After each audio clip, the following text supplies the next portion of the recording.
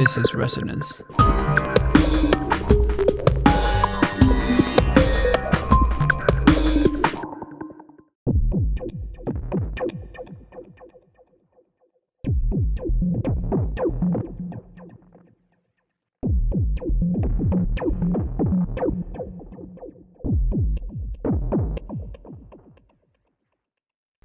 Hello everyone, welcome to another episode of Resonance.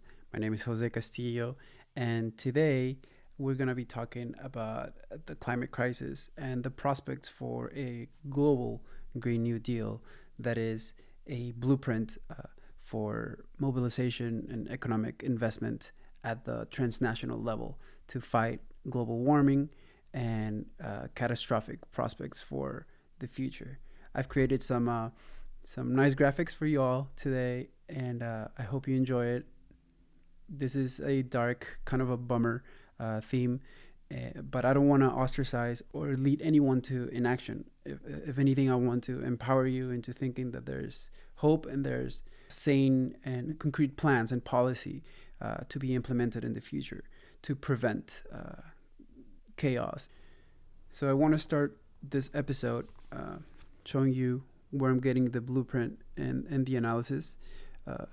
This is a Global Green New Deal, and this is a book written by Professor Robert Pollin, a distinguished professor of economics and co-director of the Political Economy Research Institute, and linguist and political activist Noam Chomsky. I believe their blueprint to be the sanest, more concise, that has the right numbers and the right level of mobilization needed to fight climate change. I want to start our discussion with a quote from the book. This is from climate scientist, an Israeli climate scientist, Baruch Rinkevich, who says, "People don't fully understand what we're talking about here. They don't understand that everything is expected to change. The air we breathe, the food we eat, the water we drink, the landscapes we see, the oceans, the seasons, the daily routine, the quality of life. Our children will have to adapt or become extinct. That's not for me. I'm happy I won't be here." And yes, I want to dedicate this episode to our future generations because they are the ones that are going to face the results of climate inaction. So let's step back a little bit. What's going on? As you just saw in the videos, we are undergoing global warming, climate change. This is creating more extreme weathers, heavier precipitations, and the result of inaction, as reported by the International Panel on Climate Change from the United Nations. These are the top scientists in the world that are filtering all the information and presenting a summarized report. They are saying that result of inaction is going to lead to the Arctic ice sheets melting, raising sea levels, drowning coastal cities, creating, like I said, more extreme weather, heavier precipitations, biodiversity loss. For example, they're talking about the loss of 70 to 90%, sometimes 99%, of coral reefs in the oceans. All of these having an impact on our health, on our livelihoods, on food security, on water supply, and on human security, which itself essentially leads to more poverty around the world, forced immigration. All of this itself themselves create social unrest and political conflict. So it's a recipe for disaster. So what is the IPCC, again, the International Panel on Climate Change? What are they saying that we as a planet need to do? They're talking about, in their 2018 report, they are recommending a reduction of 45% of greenhouse gas emissions. These are the gases that are produced from the burning of fossil fuels, burning of coal, burning of oil, burning of gas. A reduction of 45% by the year 2030. That's literally 8.5 years from now. And they're talking about going carbon neutral, net zero emissions, meaning no more burning by the year 2050. This is huge. This is not, we're going to be alive for that. But all of this is to prevent the planet from heating up 1.5 degrees Celsius from pre-industrial levels by 2100, the year 2100. 1.5 degrees might not sound like that much, but it would create climate chaos like I was describing. But thankfully, this is not all doom and gloom. There's plans in place. There's political rhetoric out there discussing global Green New Deals around. But the one that we're going to talk about, to me, is the most bold, and it makes the most sense. Right? Not to be confused with other Green New Deals, like the one endorsed by Alexandria Ocasio-Cortez with Senator Ed Markey, or the Green Deal that was just agreed on in Europe by the European Commission, or President Biden's Build Back Better infrastructure bill. These have elements of this Green New Deal, and but they don't go as far as it's prescribed or as it's needed in terms of funding and of bold action. So let's go to the iPad really quick so we can visualize this a little better. So yeah, this is a graphic that I created to really simplify the idea of a global Green New Deal.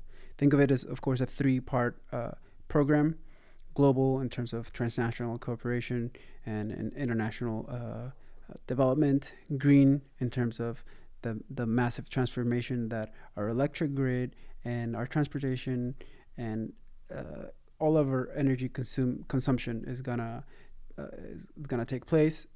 We're gonna transition to renewable energies, and the New Deal portion, which to me it's the core of this program, because it's the part that takes care of the jobs and the working people that are gonna be transitioning from an economy that burns fossil fuels to an economy that is sustainable and uses renewable energy to subsist. So let's start with the New Deal portion then. So of course the New Deal is named after Franklin Delano Roosevelt's New Deal from the 30s, which saw huge investment and huge political mobilization to come out from the Great Depression. And so this time around, we're going to need something of that scale. And think of the global Green New Deal is going to be consisting of 4 big elements. Each one of them belongs to one of these hubs: global, green, or New Deal. So the first one is going to be a transition to a green economy. And by transition, I mean the protection of jobs and salaries and pensions for the workers. There needs to be an investment in securing the livelihoods of people that are gonna move away from the fossil burning economy, the coal sector, the oil sector, the gas sector. It's gonna provide new training. It's gonna provide good paying jobs to transition away without any diminished human well-being. This is crucial. Otherwise, none of the platforms or the investments or the mobilization is going to work. If we don't have the workers back, this is politically unviable. And just think of what happened in France with the yellow vests, the gilets jaunes. What are they protesting? They're protesting a carbon tax that ended up hurting the consumers. This carbon tax didn't take into account the actual worker, the actual day-to-day person that sees the increase in prices. there needs to be protections against that. We'll talk about that a little later specifically. But yeah, our everyday people are the most important part of this. And a part of this, there's several elements to this transition, and to this idea of jobs in this green economy. So like I said, we'll have retraining, matched salaries, matched pensions, but also there's going to be the creation of new federal jobs. There's ideas out there like a federal jobs guarantee. Let me show you here, like this book. What they're talking about is a job that is guaranteed by the government in the green sector, or the health sector. It could be sectors that provide a social service to humanity. But for this example, we'll focus on the green sector. They can be like automatic stabilizers for the economy, and they would fulfill the unemployment slack, for better words. There's an example of a federal jobs guarantee right now in President Biden's infrastructure bill, funding for the civilian climate corps. These are also mirroring the civilian corps that were created during the New Deal in the 30s. And what they would do, they would just focus on planting trees and building the infrastructure required for our transition to renewable energy. I hope this portion passes. This is an important one, and it's a big win by the Sunrise Movement, who is a youth activist movement that has been pushing for this plan and for a Green New Deal for some years now. And they have definitely pushed the Biden administration towards considering it. So now, the green portion. The green portion, like I said, is the energy portion of this plan, and it focuses on two elements: the reduction of greenhouse gas emissions and investments, massive investments. Let's focus on the reduction of emissions. What does this mean? This literally means that fossil fuels must go. There cannot be more burning of coal, oil, gas. That's it. How can we enforce this? How can we achieve this? Well, there's different ideas behind it. For example, the carbon tax that we discussed. Yes, but this carbon tax needs to have 100% rebates for consumers, meaning the tax that is hurting the fossil fuels is not gonna trickle and affect us consumers. The consumers need to be protected against the impact. So if there's a carbon tax, it needs to be with rebates. Another big option, possibly actually the first main option that we should consider, is to eliminate the fossil fuel subsidies that are all over the world, by the way. So just remember, this is a global approach, that it's basics work across the world in different countries, whether in the first world or the second world. We'll talk about funding and the allocation of resources a little later. Those are a little more dependent on the country, but the framework itself applies to all countries. Another option to these carbon taxes or eliminating the subsidies is investing in carbon capture technologies that require research and development to find solutions to suck in the carbon that's in the atmosphere. But a big one that is already proven is afforestation, the opposite of deforestation, which is planting trees. I know the European Green Deal right now is talking about afforestation a lot, so that's a big positive. I think they're talking about planting 3 billion trees. Yeah, 3 billion trees, which is important. They are the natural carbon capture mechanisms. And in terms of investments here, we need to invest in massively in energy efficiency and the supply of renewable energy, meaning mainly solar and wind, but there's also geothermal. Then there's also clean energy that comes from nuclear, which I am pro. Maybe I wouldn't invest on new plants, but the maintenance and the other procedures of existing plants, I believe they have to play a part in our climate transition. So we're going to invest in efficiency and supply of renewables, and these are going to be in 4 industries, in 4 areas. They're going to be investment in utilities, transportation, in buildings, and industrial agriculture, for example. And why these 4? Well, electricity, heat, and transportation just themselves account for 73% of global greenhouse emissions. These are coming from the burning of oil, coal, natural gas. So these are huge. And then industrial agriculture,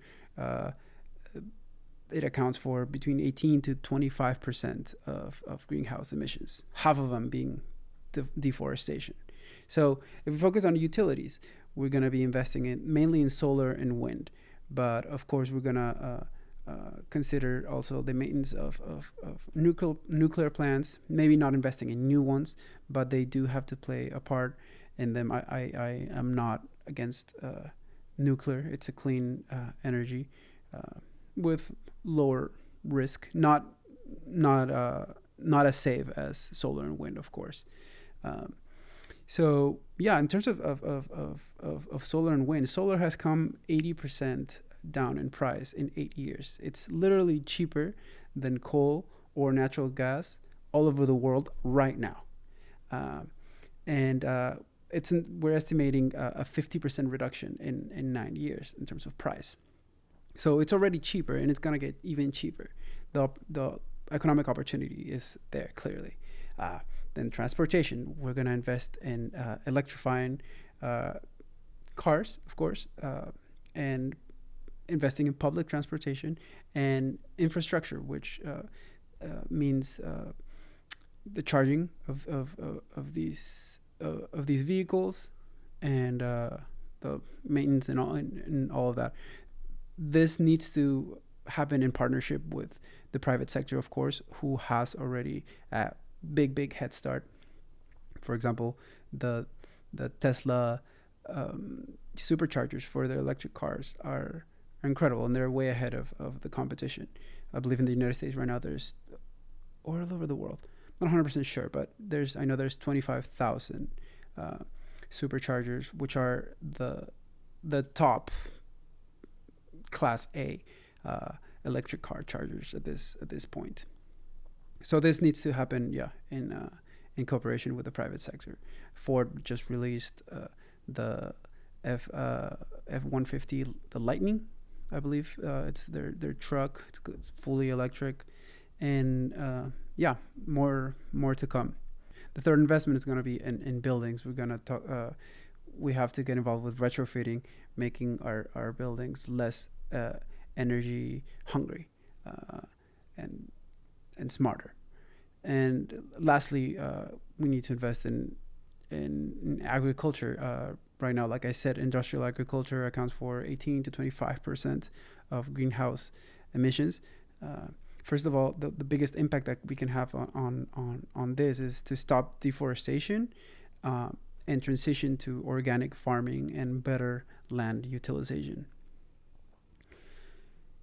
And now for the final portion, the global portion, we have sustainable and egalitarian growth. What does that mean? Well, this is a transnational plan. Like I said, it applies to all countries, and it requires transnational cooperation. But again, the US and China account for 42% of global emissions. And if you add the European Union, they account for 52% of global emissions.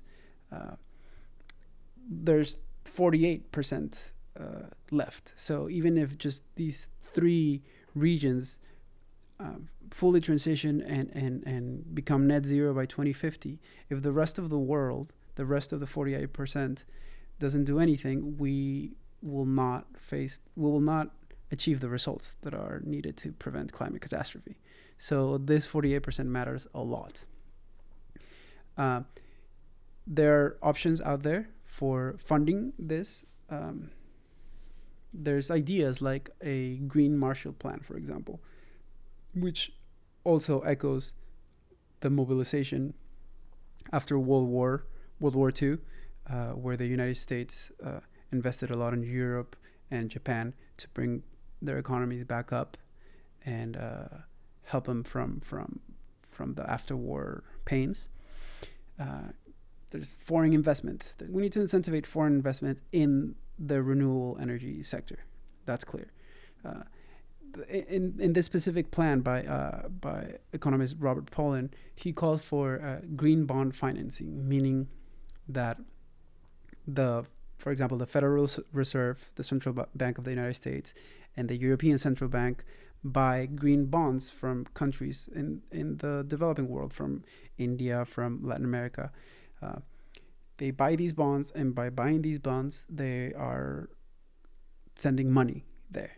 This can be conceived as a type of modern monetary theory approach, meaning the strongest economies have a larger capability of being able to spend than the countries that are more restricted in terms of their currency sovereignty, their monetary sovereignty, and their currency issuing capabilities. So this is another option, green bond financing. It could even go through the World Bank buying green bonds from other countries, and the money goes specifically to these plans, to investment in job transitioning and the green in the renewable decoupling of the grid. Another option for this is having a green climate fund for the equitable transfer of technology in climate adaptation and assisting other countries in adopting these new technologies, because clearly the first world has an advantage over this. So the exchange in technology and the use of technology is going to be very much needed. So we're talking about all this, and what are the numbers? Where's the funding going to come? There's several options. There's several ideas behind this too. What economist Pollin says, he talks about cutting military spending by 5%, the elimination of the fossil fuel subsidies, and transfer them to clean energy subsidies. That it's another big portion of funding. The carbon tax, if citizens and the everyday people receive rebates. And of course, is the like I was telling you, the modern monetary theory approach of green bond financing, and basically, creating liquidity through the exchange of bonds, of green bonds. And so, in general, what is the amount of money required for all of this? What Pollin calculates is an average of like 2.5% of GDP per year. That is not bad. President Biden was actually saying that he was going to spend $4 trillion in climate change over 4 years, and this is the amount that was that actually matches the goals. But now he's backtracked. He's talking about $4 trillion over 8 years, and that's even to be seen. The bills are in negotiation in the Senate right now, so we will see. For the in terms of the European Commission's plan, the Green Deal, the European Green Deal, they're talking about a 0.5% of their GDP amount. This is not at par with what's needed for bold action. I believe activist Greta Thunberg spoke out against it. And let's talk about China. What is China saying? China hasn't really delivered any numbers per se, but they're talking about achieving carbon neutrality by 2060. So not even 2050, 2060. That's 10 years after what we are considering to be our deadline, our threshold. So yeah, I think all of this is going to require mobilization, advocacy, and more spending, and definitely a lot of collaboration between the public and the private sector. I think people need to be aware of what's at play here. We need to communicate and start acting. We can get out of this, and this is not for us. This is more for our later generations. My niece, for example, who was just born last year, she's gonna be alive during 2100, and it's really up to us if the climate warms up to create global catastrophe or not. And I don't want to be the ultra alarmist and just like be doom and gloom about it. I want to put this out there so we can understand what we can do now. We can push our governments, and now that solar and battery prices are going down, we're going to be able to afford possibly better transportation, hopefully with the help of our governments that will create subsidies. But all of this needs to start. The conversations are there.